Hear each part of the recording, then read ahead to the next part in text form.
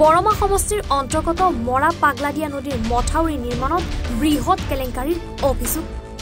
নলবাৰী জিলাৰ পশ্চিম গোৱাৰাদল বিষ্ণুপুৰ গাঁৱৰে পাৰ হৈ যোৱা মৰা পাগলাদিয়াৰ পশ্চিম পাৰৰ মথাউৰিত পেভাৰ ব্লকেৰে নিৰ্মাণৰ কোটি কোটি টকা আবণ্টন হৈছিল।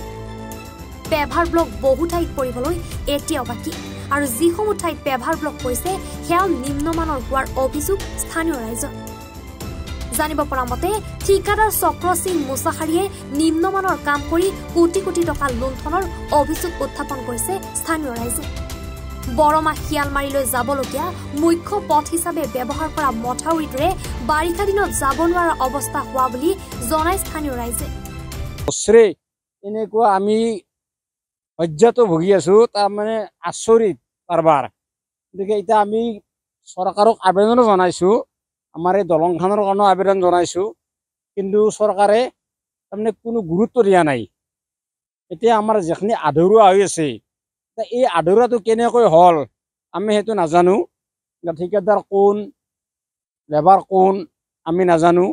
সিহঁতে এই কামখিনি কৰা নাই, চব আধা আধা কৰি এৰি থৈ গৈছে। আৰু যিখিনি কাম কৰিছে প্ৰায় চাব নোৱাৰিয়ে। আপোনাৰ যিটো এই বিম সাজাইছে, বিমটো হৈ গৈছে। গতিকে তাৰমানে একদম বেয়া ধৰণৰ অৱস্থা। আমাক বহুত মানুহে বহুত দূৰৰ পৰা আহি মানুহে কয় কি তোমালোকৰ ৰাইজ নাই নেকি, তোমালোকৰ ৰাইজে ধৰিব নোৱাৰে নেকি, বোলো নিউজ লাভ নাহে নেকি।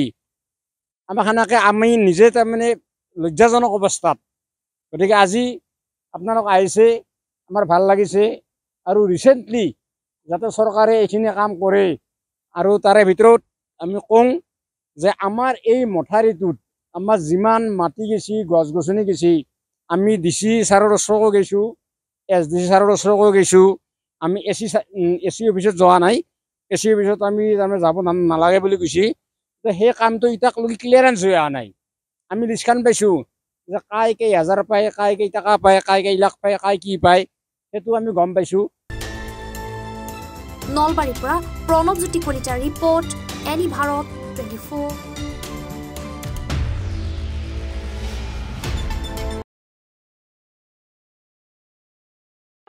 ৰব, আপুনি যে এটা অপৰাধ কৰিবলৈ গৈ আছে, আপুনি জানেনে? এই নাবালিকা গৰাকীক এতিয়াই বিয়াত বহোৱাটো যে এটা অপৰাধ, আপুনি জানেনে? অপৰাধ কেনেকৈ? মোৰ ছোৱালী, মোৰ কথা। তুমি যিয়েই নোকোৱা ভূঞা, 18 বছৰৰ তলৰ যিকোনো কন্যা সন্তানৰ বিয়া দিলেই আইনগতভাৱে এক দণ্ডনীয় অপৰাধ। বিয়া দিয়াজন যিমান দায়ী, বিয়া পতাজনো সমানে দায়ী। এতিয়া তাই পঢ়া শুনা কৰাৰ বয়স, খেলা ধূলা কৰাৰ বয়স। তাইক খেলিবলৈ দিয়ক, পঢ়িবলৈ দিয়ক, আৰু চাব এদিন আপুনি তাইক লৈ গৌৰৱ অনুভৱ কৰিব পাৰিব। এতিয়াই তাইক সংসাৰৰ বোজা দি তাইৰ ভৱিষ্যত জীৱনটো অন্ধকাৰ কৰাৰ অধিকাৰ তোমাৰ জানো আছে? মোৰ ভুল হৈ গ'ল মাজনী, মোক ক্ষমা কৰিবা। শিক্ষা ল'ৰা ছোৱালী উভয়ৰে প্ৰাপ্য আৰু অধিকাৰ। আপোনাৰ কন্যা সন্তানক তাইৰ এই প্ৰাপ্যৰ পৰা বঞ্চিত নকৰাব।